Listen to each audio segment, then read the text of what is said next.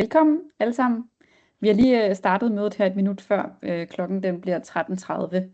Og det er bare lige så I var sikre på, at vi er godt i gang og på plads. Men der er stadig en masse folk, der kommer væltende ind her i mødet. Så vi giver den bare lige et par minutter mere, og så går vi i gang.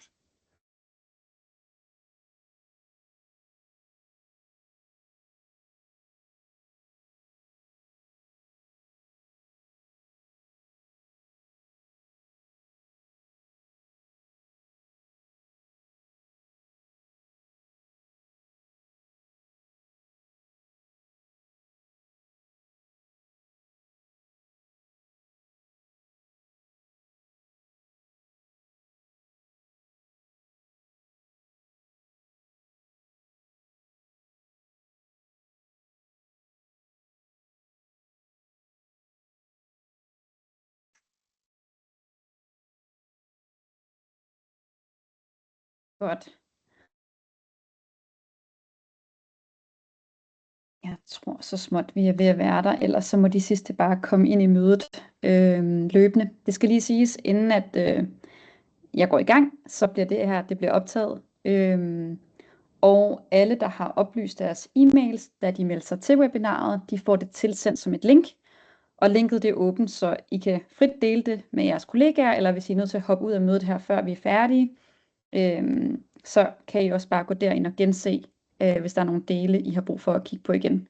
Og det skal også siges, de slides, vi har lavet, de bliver også sendt med i en pakke til alle dem, der har oplyst en e-mail. Hvis det er, at I ikke får noget inden for den næste uge, så kan I bare skrive til mig eller til Frederik, så skal vi nok sørge for, at I får det tilsendt. I kan også skrive til os på LinkedIn. Yes, men jeg tænker bare, at jeg tager over her på skærmdelingen, og så går vi ellers bare i gang. Og det er virkelig dejligt at se så stor en opbakning. Det er jo virkelig mange, der har meldt sig til vores webinar i dag, så vi har været meget begejstrede og glædet os til at skulle tale om det her. Og Frederik og jeg, vi har brugt lang tid på at forberede den her præsentation og samle alt dataen sammen, så vi havde noget virkelig godt, som vi kunne vise jer. Og det, som vi skal tale om i dag, det er LCA A4 og A5 i praksis. Hvad virker faktisk på byggepladsen? Vi har simpelthen samlet og fået lov af vores kære kunder at dele nogle af deres projekter, så I kan se, hvordan er det faktisk, at de performer på deres data. Og selvfølgelig så er alt anonymiseret her, så der er ikke, vi deler ikke noget data, som vi ikke må. Godt, vi har cirka en time sammen, og planen for i dag det er, at du skal have følgende med, når du går herfra. Det første er, vi skal alle sammen vide, hvad er A4 og A5. Det bliver en meget kort opsummering. Vi kommer ikke til at gå i detaljer i forhold til lovkrav eller noget den dur. Så kommer jeg ind på 3 konkrete byggesager med A4 og A5 resultater, og det er sager, der alle sammen er blevet kørt i Assembly-platformen. Det er enten sager, der er blevet kørt i platformen fra start til slut, eller historiske sager, og det er simpelthen fordi, at eftersom at kravene kun har været ude i 6 måneder, 7-8 måneder, så er det, der er grænser for, hvor store projekter vi har kunnet nå at køre, og simpelthen for, at I kan få lov til at se, hvad er resultatet på store sager, så har vi også taget nogle sager med, hvor vi har kørt data, selvom at kravene ikke har været der. Så kommer Frederik til at tage over og fortælle, hvad er det så, vi kan tage med herfra, hvad fungerer og hvad fungerer ikke, så I kan få nogle praktiske tiltag med jer videre, som I kan bruge til jeres næste projekt. Så har vi lavet en simulering, og vi har faktisk taget en af de her konkrete sager med A4-5 resultat og simuleret, hvad hvis vi havde fulgt nogle af de her råd. Hvad var der så sket med resultatet?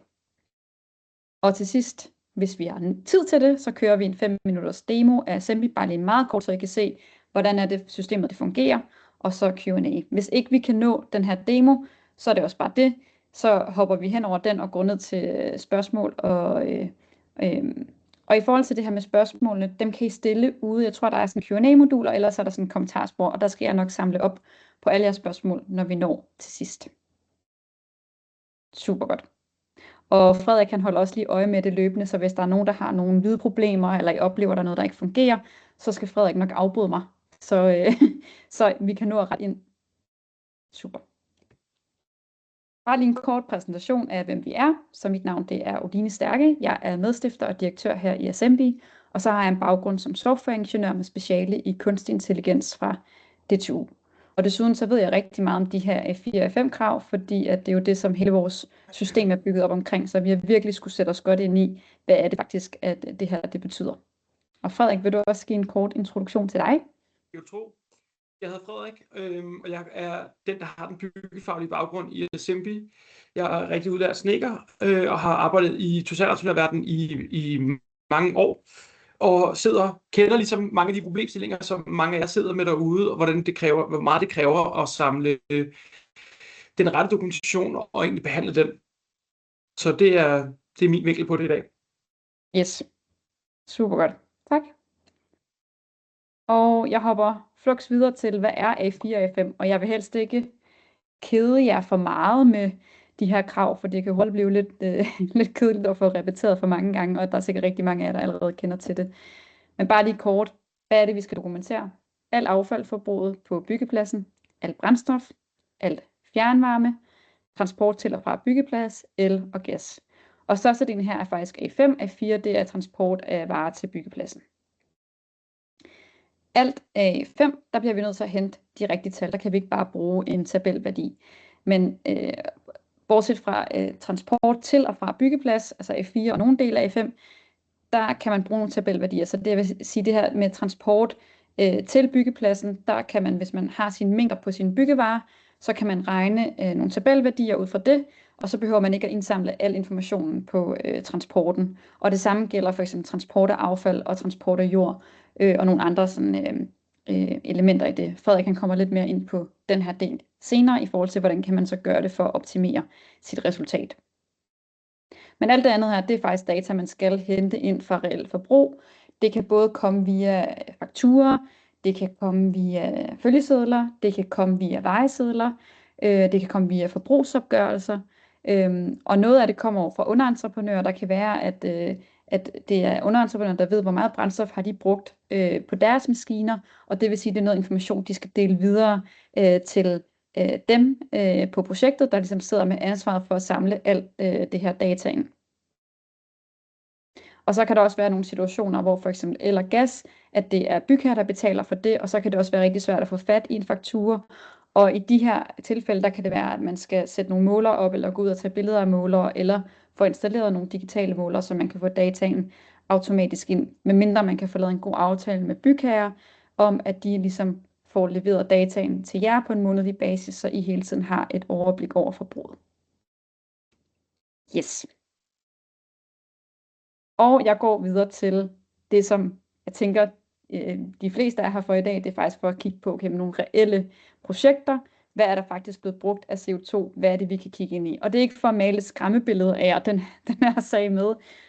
Som I kan se, så ligger grænsen på den her røde linje. Det er et billede fra vores platform, især her, hvor vi ser det samlede CO2-forbrug per kvadratmeter over 50 år. Det er den måde, vi regner det på. Vi kigger på, hvor stort er projektet. Det ligger på omkring 30.000 kvadratmeter her. Og så ganger vi med 50, og så tager vi det samlede CO2-forbrug og dividerer kvadratmeterne ganget med 50, som I kan se heroppe. Og som I nok kan se, så lander det her projekt på 2,4. Det er en del højere end grænsen, som ligger på 1,5. Og det skal jo også siges, at den her grænseværdi på 1,5, den er jo sat ud for en median på 50 projekter, så det er jo klart, at halvdelen af projekterne vil lande over, og der vil være nogle af de her projekter, der lander langt over. Altså det er den måde, man simpelthen har været inde og finde ud af, hvor skulle grænseværdien ligge henne. Så det er ikke fordi, at det her det er et unormalt billede, det er et billede, der er, når man har et projekt, hvor man ikke har været opmærksom på de her ting. Og det er jo klart, I kan se, at projektet startede i januar 2023, lang tid før, at det her det var et krav. Så det er ikke en sag, hvor det har været et krav, at de har skulle dokumentere A4 og 5 eller overholde 1,5. Det er simpelthen bare et projekt, hvor der har været rigtig, rigtig meget data. Det har de været dygtige til at indsamle, for det har de skulle rapportere på i forhold til nogle certificeringsordninger. Og derfor har vi bare kunnet tage alt det her data, smide ind i vores maskine, og så godkende det og simpelthen få et resultat ud på den anden side, som så hedder 2,4. Hvis vi så dykker lidt ned i det her, for det er jo det, som er interessant at kigge på, hvad er det helt præcis, der gør, at vi lander så langt over grænsen? For det er jo det, vi skal bruge for at kunne sikre os, at det ikke sker i fremtiden. Og her kan I se en donutgraf på fordelingen, Og som I kan se, så er affald helt klart den helt store. Transport er faktisk også rimelig stort på den her sag, men den kommer til at se meget lille ud, når man sammenligner det op imod, hvor stort affaldet faktisk, hvor meget det faktisk fylder på sagen.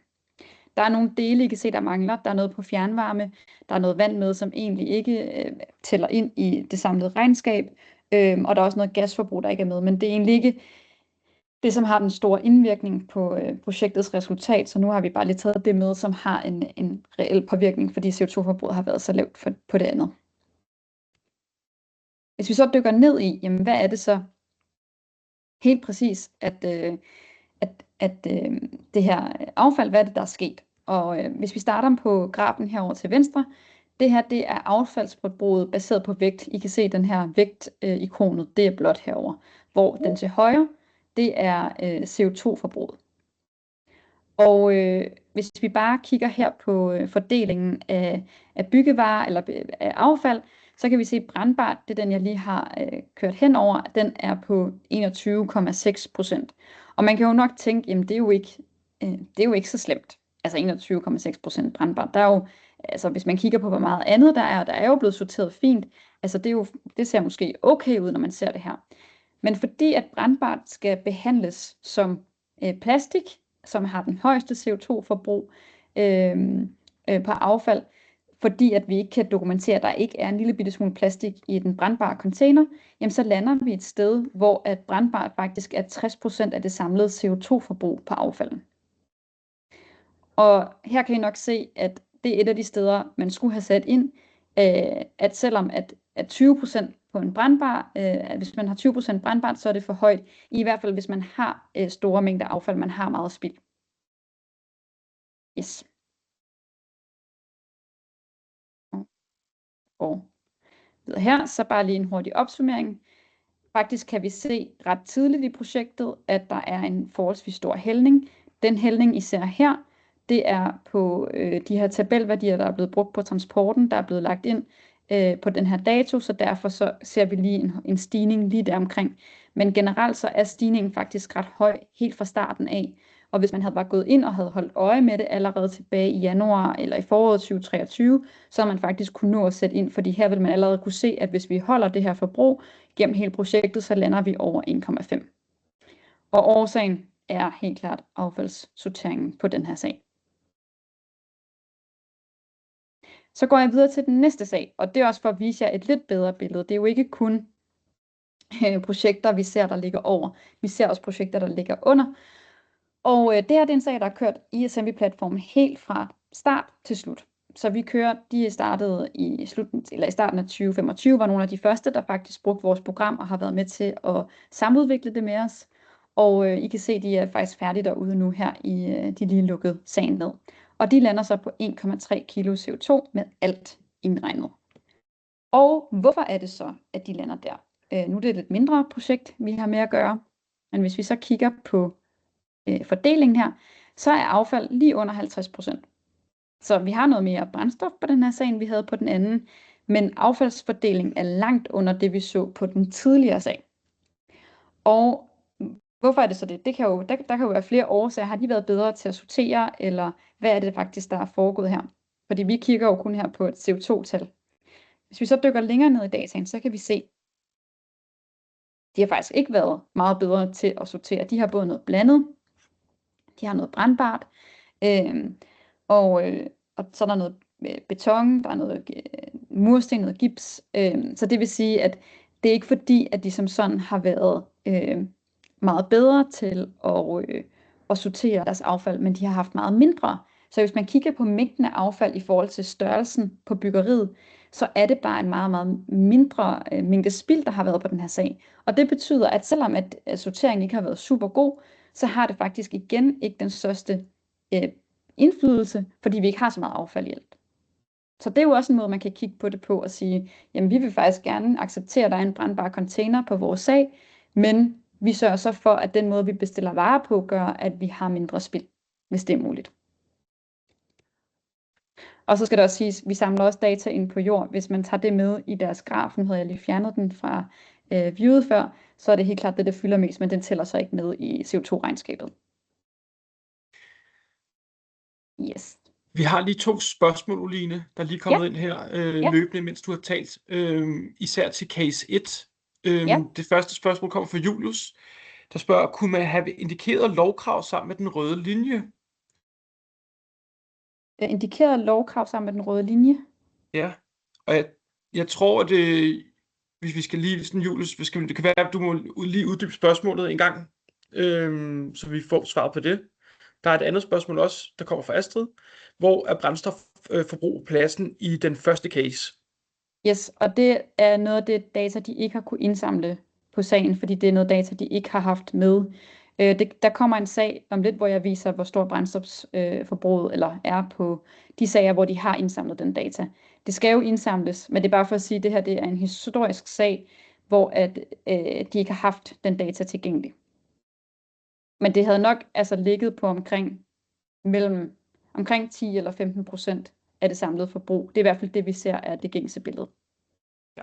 Men jeg hopper lige videre her, bare lige så vi når i mål. Og ellers så kan jeg også tage spørgsmålene til sidst, så kan jeg bare lige gå tilbage i slidesene. Fint. Yes. Til Q&A'en. Godt. Og herinde kan vi så se brændstofforbruget på den her case nummer 2.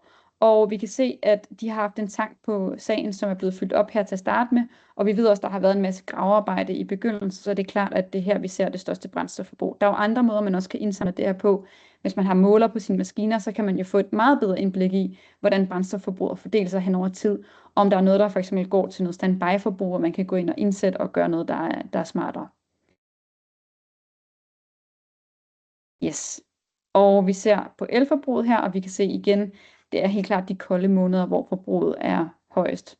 De har faktisk haft noget styring her på sagen, hvor de har haft noget natsænkning, både på nogle materialecontainere og på deres skurvogne, så det vil sige, at deres elforbrug ligger faktisk lavere, end hvad vi ser det normalt ligger på. Og som I kan se, de ligger altså også fint inden for grænseværdien.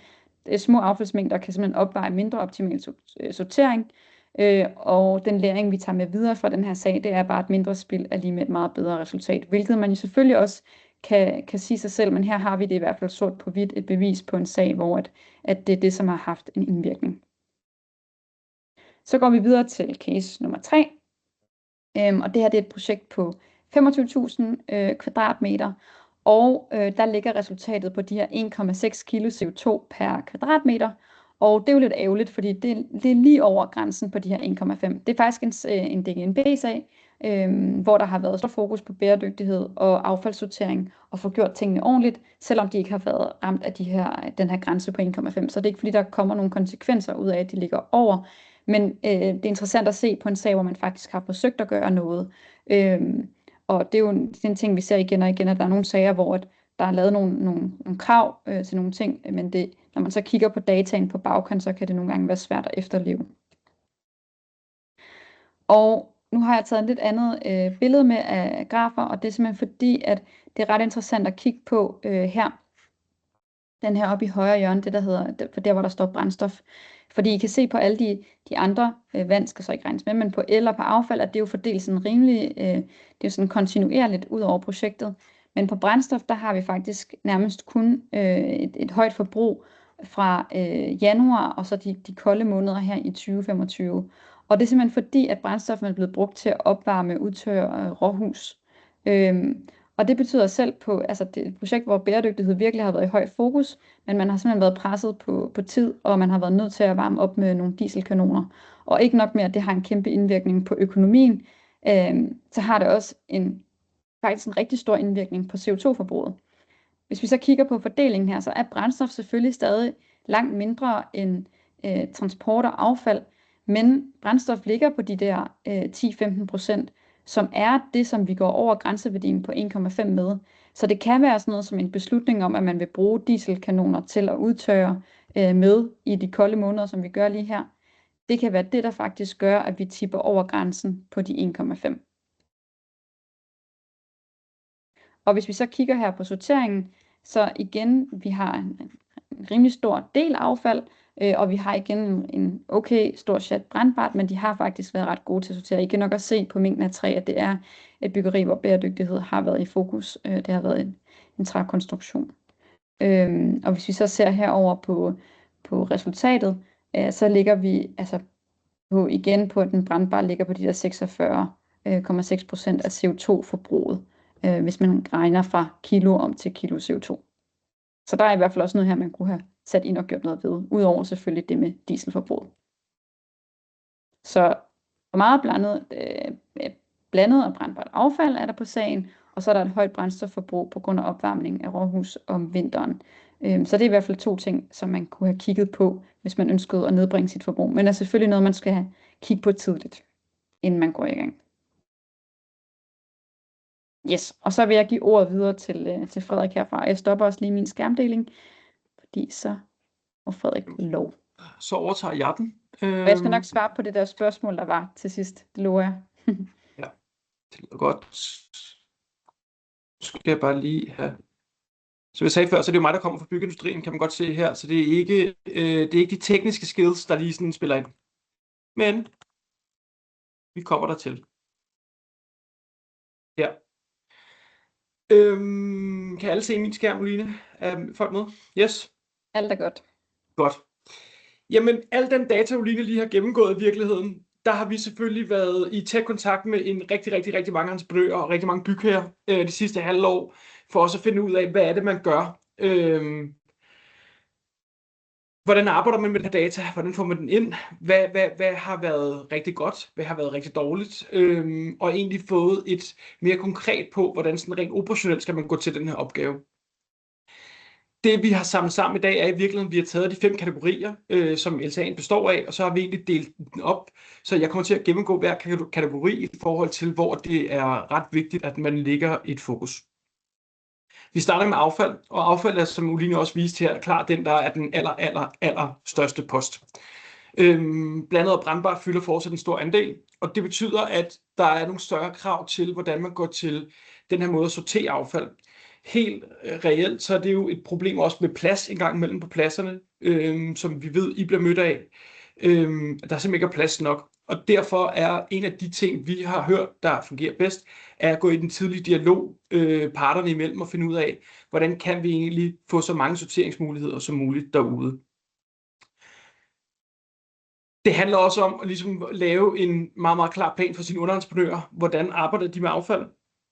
Og så igen hele tiden få det her konkrete billede på, hvordan affald egentlig løbende ser ud. Så vi ser dem, der egentlig er inde en gang om ugen, en gang hver anden uge, og får uploadet deres data løbende, og det bliver opdateret, at de hele tiden har et billede på, hvordan de egentlig skal arbejde med det her. Lige så meget også, så man kan tage en strategisk ændring, altså man kan tage en handling, hvis der er noget, der går dårligt, man kan se, at man har mange brandbare fraktioner, og så kan man faktisk se den ændring ugen efter i dataen. Det gør en kæmpe forskel i projekterne. Vi går videre til transport, og transport, som jeg tror også, der mange, der sidder derude af jer, har været den her meget komplekse del af firen, og der har været rigtig mange spørgsmål, for at være helt ærlig. Der har været rigtig mange spørgsmål i forhold til standardværdier over for reel afstande. Hvad gør man? For at sige det på den mest simple måde, kan man sige, hvis vi starter med transportdataen.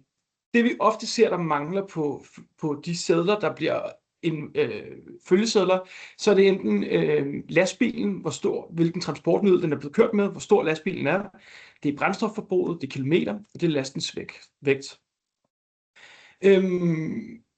De fleste projekter ser vi arbejder med standardværdier. Og det der med standardværdier er en ret spændende snak, fordi standardværdierne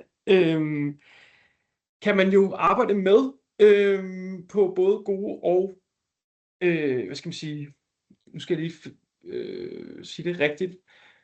Det giver en rigtig god indikation til, hvordan man kommer videre i projektet. Der, hvor vi kan se, at det har en stor effekt at bruge de reelle værdier, det er der, hvor man får ledet beton, stål, de tunge fragmenter fra leverandøren, altså fra producentens side, der, hvor de bliver produceret. Og det er det, der gør hele forskellen, det er, at vi ligesom skal have standardværdierne, kan vi bruge, hvor der er en grossist indover. De reelle værdier, eller de reelle transportruter, kan vi bruge der, hvor vi ved, hvor produktet bliver produceret henne. Vi ser at det metodevalg er ret interessant, når vi begynder at kigge ind i, hvordan man skal håndtere al den her data. Der er frit metodevalg, om man vil bruge standardværdier eller reelle værdier. Og det metodevalg kan vi faktisk gå ind og se her, fordi man kan faktisk se, at de varer, der bliver hentet, hvis man nu går ind i et konstruktionstræ, som tit bliver hentet igennem en grossist, så skal man ikke transportere det længere end 150 km, før at standardværdierne faktisk er bedre end at bruge den reelle værdi. Det vi så også kan se, det er, at cementen er klart den, hvor det giver rigtig, rigtig, rigtig god mening at få de reelle data ind. Det vi også kan se på den data, vi får ind, det er, at det er på beton, stål, at de bedste data kommer ind på de følgesedler, så vi kan få den reelle data. Jeg vil bare lige tilføje noget til det. Det er fordi, at det kommer direkte fra producenterne, så derfor så kan vi på følgesedlen jo faktisk se, vi kan regne den rigtige rute, fordi vi ved, hvor det er blevet produceret henne. Hvor hvis det kommer fra en grossist, så er det ikke alle grossister, der har den data. De ved faktisk ikke, hvor er varen blevet produceret henne. Og det vil sige, så får vi kun den sidste del af ruten. Vi får ikke den hele rute. Så det skal være de varer, hvor det kommer direkte fra producenten. Der kan vi bruge følgesedlerne til noget til at regne en transport, hvis den rigtige information er på dokumentet. Og det er typisk også her, vi har de tunge byggevarer. Og det her, det kan være interessant at kigge på, om det kan betale sig at bruge den rigtige afstand. Sorry for afbrud. Det var bare lige en hurtig kommentar. Det var perfekt. Det var en rigtig godt input. Den næste, vi kommer til at gennemgå, det er brændstof. Og som Oline viste, så kan den være ekstremt variabel, og den kan være ret voldsom, især hvis vi begynder at bruge den som opvarmning. Vi ser tit, at dokumentationen er en lille smule mere vanskelig, fordi dokumentationen tit kommer fra underleverandører, som kommer til at bruge maskinerne på flere pladser, uden egentlig at have registreret, hvor meget benzin de har brugt på den enkelte plads. Så maskinerne rykker så meget under de forskellige uger. Her har vi set, at der har været både ret stor effekt med at bruge målere selvfølgelig, men også det her med, vi har arbejdet meget med et procesflow, hvor man så egentlig kunne sige, jeg har brugt 10 liter i dag, og sendt det ind til assembly-mailen, og så har systemet egentlig registreret det og omrapporteret det, og det har det gjort det nemt for underentreprenøren egentlig at registrere sit forbrug, hvilket har betydet, at dataen kommer nemmere ind i systemet. Så det her med egentlig at prøve at tænke på procesvejene for, hvordan vi kan gøre det nemmere for underentreprenørerne at samle dataen og give dataen videre, så den bliver kategoriseret rigtigt, har en ret stor effekt, når vi arbejder med de her forskellige elementer. Og det er det, vi ser med brændstoffen, og det er også det, der var et godt eksempel med Oline før, med de her 15%, der var til de her varmekanoner, der har varmet råhus op. Det er, at effekten bliver ofte ret sent synlig i projekterne, og har en ret stor indflydelse. Det er meget vigtigt, at man er opmærksom på den del. På elektriciteten, der er det skurvognene, som ligesom driver det væsentlige del af forbruget. Og her findes der rigtig mange løsninger på sådan energy saving tools. En af de største effekter, vi har set, er, at natsænkning og sænkning af temperatur og elforbrug uden for arbejdstid fungerer rigtig godt. Og vi har også set, at der er reduktioner helt op til 40% af det samlede strømforbrug, man kan spare. Det her gælder selvfølgelig også materialcontainere. Fjernvarme er den sidste, den kommer jeg til at gennemgå meget kort. Det er den bedste måde at egentlig at køre varme på, men det kræver også en ekstremt tidlig planlægning, og det er ikke altid, at det er muligt. Men der, hvor det er muligt, der kan vi se, at det har helt klart en positiv effekt. Det var ligesom de 5 kategorier. Det, jeg tænker, der kunne være interessant, det er også lidt at snakke om den data, der kommer ind, og hvor dataen i realiteten kommer fra. Fordi som Oline startede med at fortælle, så det datasæt, vi normalt ser, det er fakturer, vejesedler, følgesedler, som bliver uploadet ind i vores system. Datakvaliteten er generelt ret høj. Vi får ret meget god data ud af de her dokumenter, bare med undtagelse af følgesedlen. Og det vi ofte ser, der er mangler på følgesedlen, det er mængder. Det er opgørelser i, nogle gange står der for eksempel bare 10 liter, men det er ekstremt svært at finde ud af, om det er 10 liter stål eller 10 liter maling. Det er alt det her skal specificeres. Vi ser også tit, at det er der er nogle gange, der mangler adresser, eller det er bare blevet afhentet. Og alle de her ting, det er sådan nogle steps, hvor det Det skal vi bare egentlig have på følgesedlerne. Den anden del, vi kan se, der forekommer ret ofte, det er duplikater og overlappende registreringer af affald. Og vi ser tit, at i starten af projektet kommer der vejesedler ind ret hurtigt, fordi det er en ret hurtig måde at få dataen ind. Og så nogle gange begynder man at uploade frakturer for affaldsleverandører også. Her kommer der til at være et overlap simpelthen mellem datakilderne, og man får det kommer til at blive registreret 2 gange. Det vi har fokus på med vores AI er i virkeligheden, at det kan gå ind og så highlighte der, hvor vi tror, der er et overlap. Så det er, hvis man har en samling af, man har fået afhentet nogle mængder på den samme dag, så vil den automatisk gå ind og sige, hov, der er mulighed for, at de her to, de kolliderer. Vi ser også, at korte byggeperioder skaber et ret stort dokumentationspres. Der, hvor at man skal hente ret meget dokumentation, hvis man især bygger enfamilieshuse på sådan en byggeperiode, der minder om 3 måneder, jamen så ser vi, at man nærmest ikke kan nå at hente dataen ind, før at man faktisk skal søge kommunen om ibrugssættelsestilladelse. Så der skal man være ekstremt opmærksom på, at man snakker med sine leverandører om, hvordan man kan sætte det i proces. Der, hvor det er allervigtigst, det er at sætte dokumentationen. Dokumentationen skal planlægges fra start. Der ser vi, at hvis man ved, hvad det er, man gerne vil dokumentere, og man har lavet en klar plan for, hvordan man strukturerer det, hvordan man kategoriserer det, og hvordan man får dokumenterne ind, også for underleverandører, det er de allerbedste projekter, og dem, der lige performer allerbedst. Den sidste del, som jeg vil sige, der vi ser som lidt som en mangel derude, det er, at man får sammenlignet på tværs af projektportføljen. Vi ser ret tit, at der er mange, der kommer til os og spørger, hvordan gør vi det her? Hvordan skal vi håndtere det her?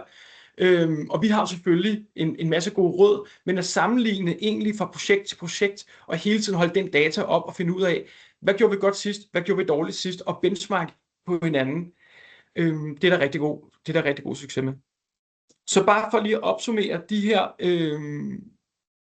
her ting, vi lige har gennemgået i 3 ting, og det er noget, jeg ved, I allerede gør derude. Der er ikke noget nyt i det, det er noget, som der har været best practice altid i byggeverdenen, men tidlig dialog.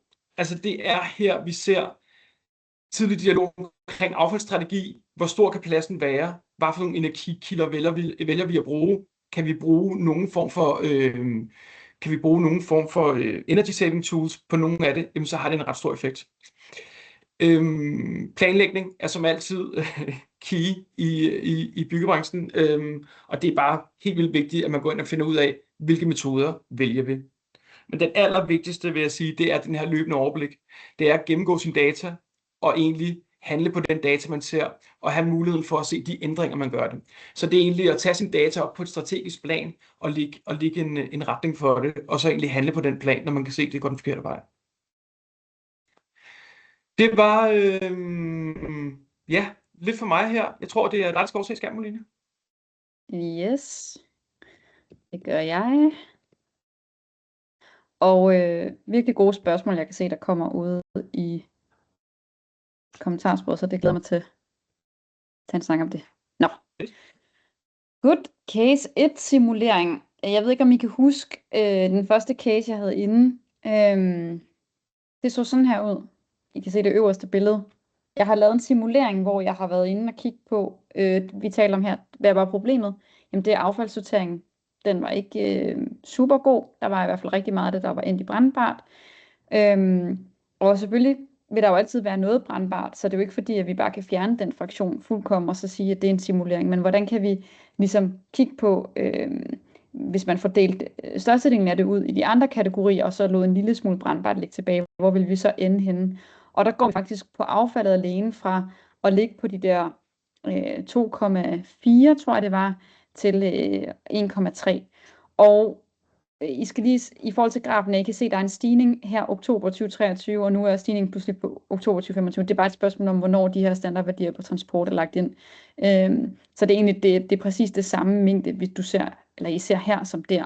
Det er bare lige, jeg ved ikke, om I kan se min mus, eller så kan jeg lige hurtigt, jeg ved ikke, altså der og der.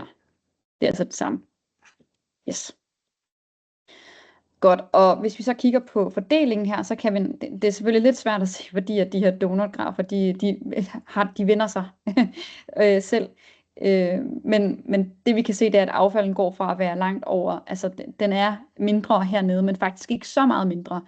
Men det er bare for at sige, det er faktisk, altså sådan, affaldet er stadig en ret stor del sammenlignet med transport og elektricitet, men det er blevet mindre fra den her op. I kan jo se, at den totale mængde CO2 går fra at være 3,7 millioner kilo til 1,98. Og ellen ligner også pludselig, den er blevet fordoblet. Det er den ikke. Det er bare i sådan, hvis man sammenholder det med affalden, så er den jo lige pludselig, fylder den jo mere i det samlede billede. Yes. Og her kan I også se den her transport, som ligger der på de der 600.000. Det er den samme. Den ligger bare lige på en anden dato, fordi den er blevet lagt ind, efter jeg har lavet simuleringen. Yes. Og hvis vi så går ned i, hvad er det så, jeg har gjort? Og jeg har faktisk bare taget den her mængde brandbart, og ændret fra, at vi havde 21,6% til, at vi har 4,8%, og så har jeg taget de resterende, de her 15%, og simpelthen sorteret ud over de andre kategorier, sådan nogenlunde jævnt. Der er røget lidt mere til beton, og lidt mere til fliser og glaseret tegl, men det er bare for at sige det, og lidt mere til træ, men ellers er det blevet nogenlunde jævnt fordelt ud. Og I kan jo nok se, hvis man kigger på billedet her til venstre, så ligner det ikke, at man har gjort en kæmpe forskel. Det ser jo nogenlunde ens ud, hvis man kigger på de forskellige fraktioner. Men hvis man så kigger på billedet til højre, så simpelthen bare det, vi har gjort brandbart-delen så meget mindre, så kan I godt se, at det er jo næsten halvdelen af CO2-forbruget, der er blevet fjernet fra affalden. Så det har bare en kæmpe indvirkning fra, at vi går fra de her 60,7% ned til 17,5%. Og ja, jeg har bare lige taget det her billede med igen, bare lige for at se. Den går altså fra 2,4 ned til 1,3. Så det vil sige, at det er selvfølgelig nemmere sagt end gjort at gøre det her, men det er bare lige for at understrege igen pointen med det her med sorteringen og sørge for at holde øje med det hele tiden. Vi kan også godt se, at selve hældningen bliver lige pludselig en helt anden. Selvfølgelig altid anbefaler, at man lægger de her mængder ind på sit A4, hvis man vælger at bruge standardtal i starten, så man kan se allerede der, så man ikke får et chok senere. Det kan man jo bare gøre ud fra sin mængdeopgørelse fra sin LSA-fil. Det kan man også uploade ind i vores system, så gør den det automatisk. Men det er bare for at sige, at her kan vi jo godt se, at hældningen den er en del lavere, end hvad den var heroppe. Godt. Yes. Og nu skal jeg lige tjekke klokken her, hvor meget tid vi har tilbage. Jeg tror faktisk, vi har tid til at kunne køre bare lige en kort demo, og det er Frederik, der gør det. Og så tager vi Q&A. Yes. Ja. Tak for det. Jeg vil lige gøre sådan her.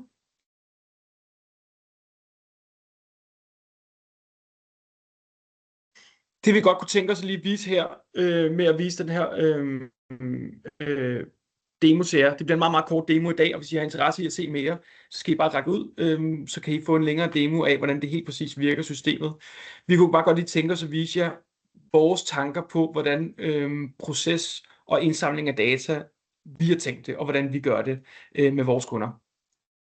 Til at starte med har vi her dashboardet, hvor vi ligesom ser udviklingen af CO2 over tid, og den her grænseværdi på 1,5, der er på LSA 4,5.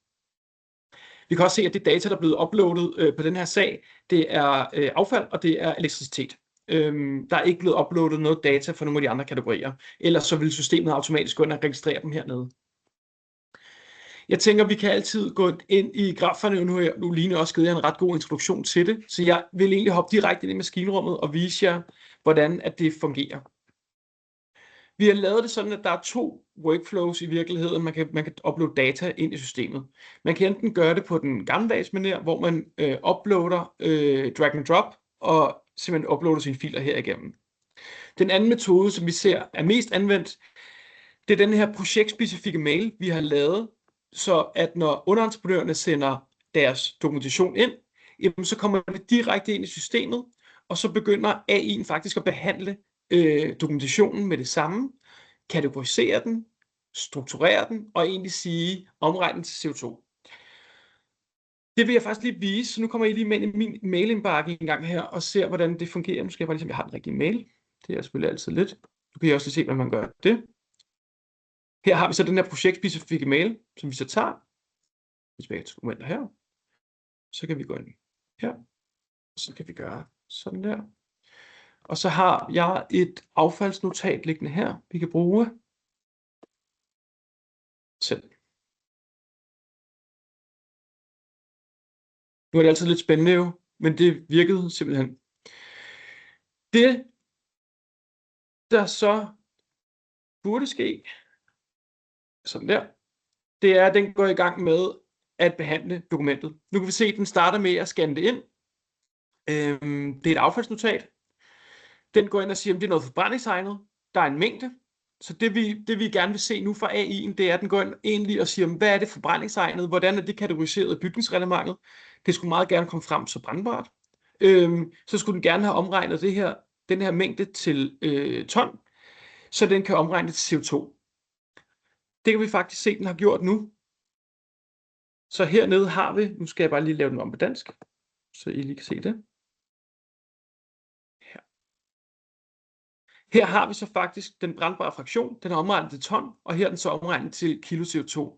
Og det vil sige, at når man så sidder som projektleder, så behøver man ikke finde ud af, hvor ligger al den her data henne. Dataen bliver samlet et sted, og den bliver faktisk bearbejdet, mens man laver en masse andre ting. Og når man så kommer tilbage og har tid den her gang om ugen, jamen så er det her, og den eneste ting, man skal forholde sig til, det er, vil jeg godkende det her dokument, eller vil jeg ikke godkende det her dokument. Nu trykker vi godkende, og så ryger det faktisk ud i dashboardet og indgår der. Alle de grafer, som Oline har vist jer, de er selvfølgelig også repræsenteret her. Og det er her, man kan dykke ned i og finde ud af, hvordan går det egentlig på vores affald eller elektricitet. Er vi on board med det, vi gerne vil være? Det sidste, jeg egentlig gerne vil vise jer herinde i dag, det er den her export feature, hvor at her trækker vi så al dataen ud i råfiler, så de ligger i de forskellige kategorier, linje for linje. Og så har vi lavet en zip-mappe ved siden af, hvor det hele bliver struktureret med bilag. Og det er egentlig meget, meget, meget kort og meget, meget hurtigt et flow af, hvordan vi arbejder med de her data. Oline, jeg tænker, du tager den tilbage. Tak.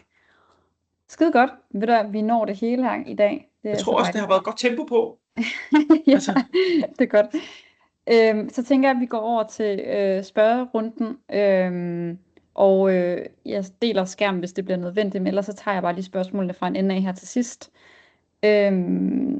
Og Julius skrev det her, kunne man ikke indikere lovkrav sammen med den røde linje? Og jeg er ikke sikker på, at jeg helt forstår, hvad det betyder. Så jeg har lige spurgt dig, Julius, om du har mulighed for at uddybe ude i Q&A-modulet. Så hvis det er, du kan sætte lidt flere ord på det, bare lige så jeg kan forstå, så er jeg sikker på, at jeg svarer på det rigtige. Og Astrids spørgsmål, tror jeg allerede, vi fik svaret på det her med, hvorfor der ikke var noget brændstof. Det var bare en sag, hvor de simpelthen ikke havde den data. Og eftersom det var noget historisk, en historisk sag, hvor de ikke er blevet ramt af kravene, vi havde valgt at tage med, bare for at I kunne se noget data på nogle større sager, så det ikke kun var de små her, som vi havde kørt igennem. Og så har Markus spurgt om, hvad er jeres vurdering i forhold til at overholde grænseværdien for lavemission på 1,1. Det virker umiddelbart svært, når selv 1,5 kan være svært. Og det skal lige siges, at de her store projekter, der har det jo ikke været et krav at overholde 1,5, så der har ikke rigtig været nogen bevidsthed omkring at lave sorteringen ordentligt. I kunne jo se, at simpelthen bare ved at sortere affaldsmængden ordentligt, så kunne vi nedbringe forbruget med helt op til 1 kilo CO2 per kvadratmeter. Så der er faktisk rigtig meget, man kan gøre, hvis man er opmærksom på tingene. Og de har nok også haft ret meget mere affald, og meget mere spild, end hvis man havde gået ind til projektet og faktisk været opmærksom på det. Så 1,1 kan sagtens lade sig gøre. Det kræver bare, at man virkelig tidligt i projektet er opmærksom på, hvad der skal til for at opnå de her 1,1. Så det er jo, altså, det er ikke fordi, det ikke kan lade sig gøre. Det kræver bare, at man virkelig laver nogle tiltag, som hedder for eksempel ikke nogen brændbare fraktioner, vi nedbringer vores spild, og vi bestiller varer, der passer til det byggeri, vi skal lave, og ikke sørge for at undgå altid at bestille så meget ekstra.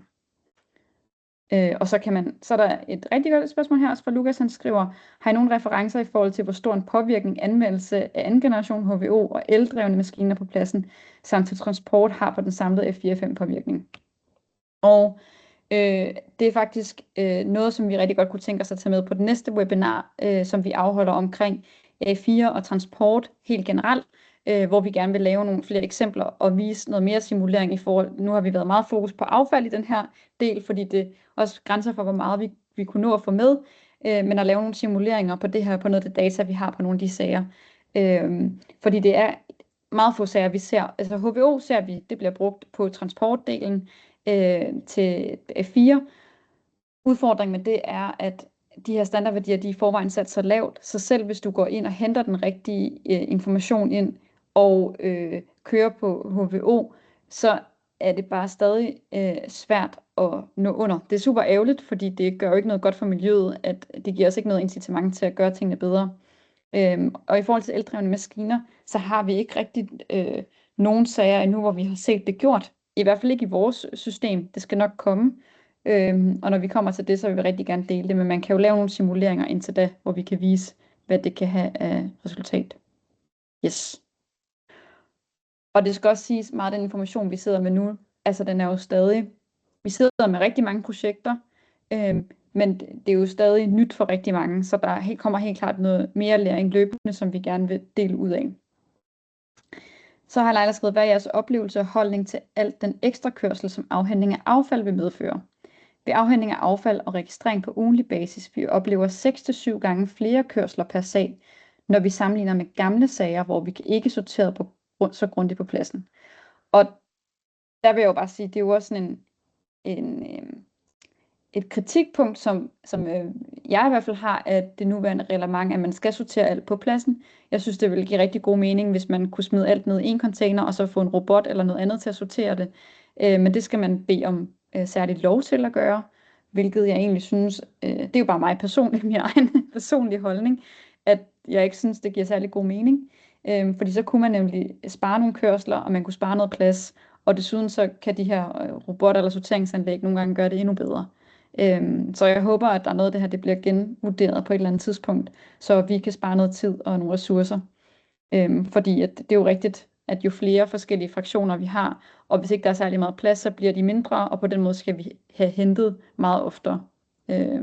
Så det giver god mening. Vi har ikke lavet nogen beregninger på det i forhold til, om det kan betale sig. Jeg vil stadig tro, at det kan betale sig, hvis man regner CO2'en, fordi transportdelen af det er så lille, sammenlignet med, hvis du ikke sorterede affalden. Så det vil overraske mig, hvis det viser sig, at de ekstra kørsler opvejet for sorteringen. Men det er jo ikke noget, jeg har ikke testet det her af, eller lavet beregningen, så det, ja. Så spørger Camilla, hvordan planlægger I projektet i forhold til tildeling af CO2? Kan platformen tildele forskellige CO2-budgetter til relevante underentreprenører, måske baseret på, hvordan F4 forventes at se ud fra en LCA? Jeg tænker blot for at kunne styre og ansvarstilskrive UE'er, så de har fokus på, at de har et loft. Ja, super godt spørgsmål.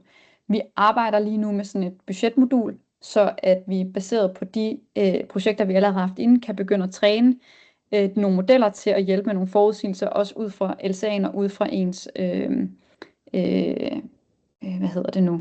ens projektplan.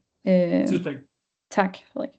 Yes, ens tidsplan. Så på den måde, hvis man har sin materialeliste, og man har sin tidsplan, så ved man nogenlunde, hvad for et arbejde, der skal ligge hvornår, og ud fra det kan vi lave nogle estimater. Vi har faktisk gjort det på el tidligere, men meget høj præcision kunne vi forudsige, baseret på gennemsnits udendørstemperatur og størrelsen på byggeplads og på antallet af skurvogne, så kunne vi faktisk forudsige, hvor meget strøm, der vil blive brugt på sagen.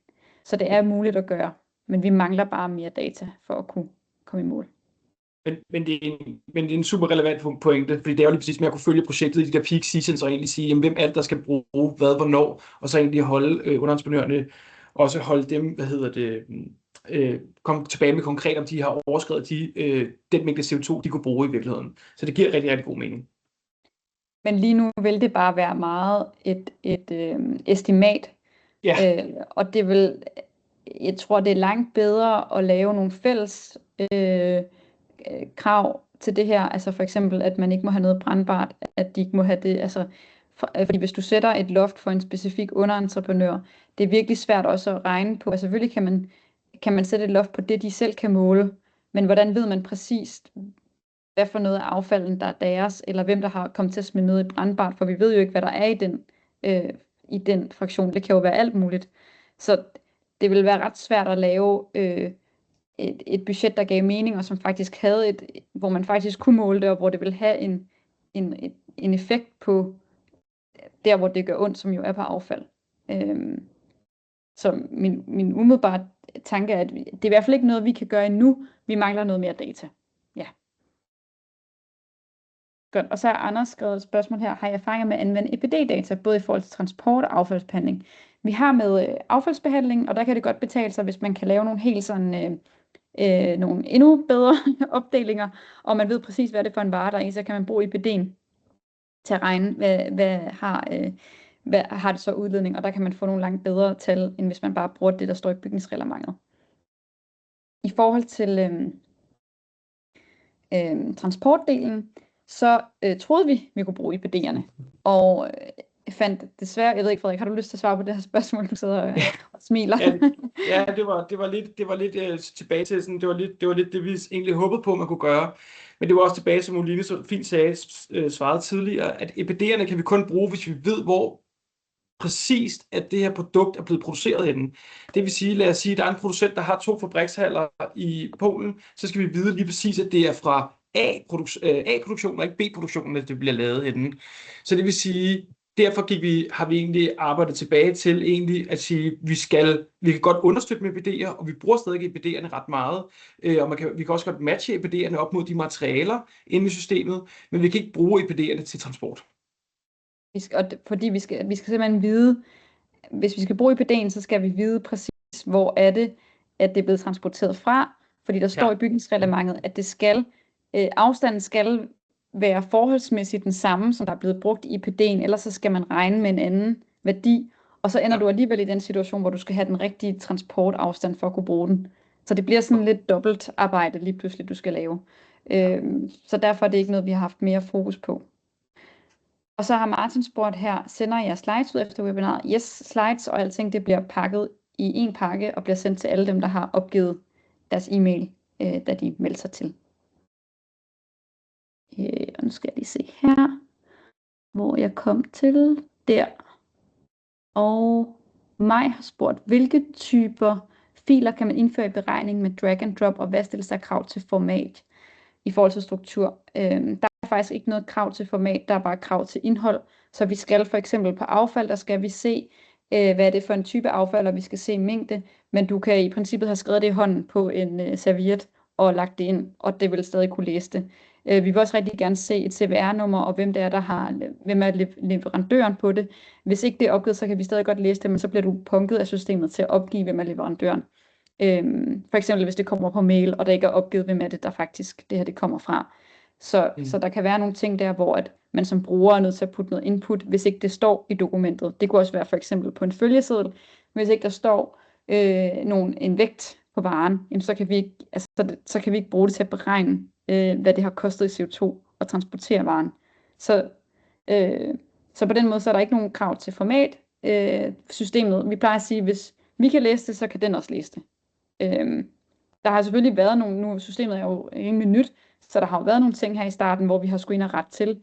Men der har vi et tæt samarbejde med dem, der bruger vores system. Så hvis der er et problem, så siger de det til os, så går vi ind og kigger på det, og får det rettet til så hurtigt som muligt. Typisk med et par uger sparsel, hvis det er noget, der er sådan forholdsvis komplekst. Og så kan de egentlig bare genuploade filen igen, og så virker det. Yes. Og hvad er forskellen på jer og LCA-byg for eksempel, rådgiver? Og LCA-byg er jo lavet til de tidlige faser, ETA 3. Og der skal du nok, nu ved jeg ikke helt, hvordan deres F4 og F5-del den er. Men jeg går ud fra, at man skal sidde selv og teste rigtig meget. Hvor i vores system skal du ikke teste noget. Hvis du bruger en EPD i vores system, du kan bruge det til at trække information ud fra EPD'en og tage matche op imod F4 og F5, men vi bruger den ikke til ETA 3. Der skal man bruge nogle andre systemer, men det sker helt automatisk, så du skal faktisk ikke teste noget. Ideen med vores system, det er, at du uploader bilagene og fortæller systemet, hvad skal du bruge det til. Det kunne også være for eksempel, hvis du havde en DGNB-sag, hvor du skulle dokumentere nogle ting, så har vi også nogle moduler til den del. Du uploader udelukkende bilagene, og så klarer systemet resten. Så det eneste, du skal gøre, det er at godkende, så det er jo en tidsbesparelse i systemet, men Det du kan bruge den til, hvis de har F4 og 5, er jo i princippet det samme. Det er jo det samme resultat, vi forsøger at gå efter. Ja. Det er bare et spørgsmål om, hvor meget arbejde der skal laves. Yes, og jeg tror, jeg er ved det sidste spørgsmål nu. Og det er fra Christian, der skriver, hvilken e-faktor brugte I til at regne brandbart affald om i eksemplet? Lignede I ganget med cirka 2, men I henførte tabellen i bygningsregneskabet, I vil gange med 5,17. Vi ganger med 5,17. Jeg tror, at grunden til, at du tænker, at vi ganger med 2, er fordi den bliver dobblet. Men den bliver bare dobblet i forhold til proportionen med de andre. Så vi ganger med det, der står i bygningsreglementet. Som jo er det, der er på plads. Jeg kan ikke huske, om det præcis er 5,17. Og så er der en, der spørger, hvad det koster. Det kan vi lige snakke om. Det vil vi gerne snakke om. Vi har nogle helt faste priser, så det er ikke fordi, at de svinger eller noget. Men det kommer an på for eksempel størrelsen på sagen. Og vi har 2 priser afhængigt af, om du er over 1000 eller under 1000 kvadratmeter. Og så mængden af sager. Så selvfølgelig, hvis du har mange sager, hvor du bruger systemet på, vi synes jo, det giver mening, at man har en metode, og man bruger vores, eller man bruger et Excel-ark. Det er sådan set, det bestemmer man jo selv. Men at man bruger den samme metode på tværs af ens sager, så man ikke hver gang skal tælle noget nyt. Så derfor så, de partnere vi har, de vælger at bruge det her på alle deres projekter, og så er der selvfølgelig en anden pris. Så. Men det var det for nu. Nu føler jeg, at jeg har talt meget længe. Og der er også en, der rækker hånden op. Men det ved jeg ikke, om det var med vilje. Nu er den væk igen. Jeg tror bare var en applaus. Okay, fedt. Ja. Men tak for nu, og jeg håber, at I kunne bruge det her til noget, og det hele bliver delt. Og næste webinar kommer til at omhandle A4, hvor vi laver nogle flere simuleringer på det, i forhold til, hvis man bruger de rigtige værdier, versus dem, der kommer fra SA-filen, så I kan se det også. Så vi dykker lidt mere ned specifikt i A4, fordi der har ikke været så meget tid til det her nu, på grund af transportdelen. Men vi rækker ud, når det er tid. Så tak for nu. God solskinsdag.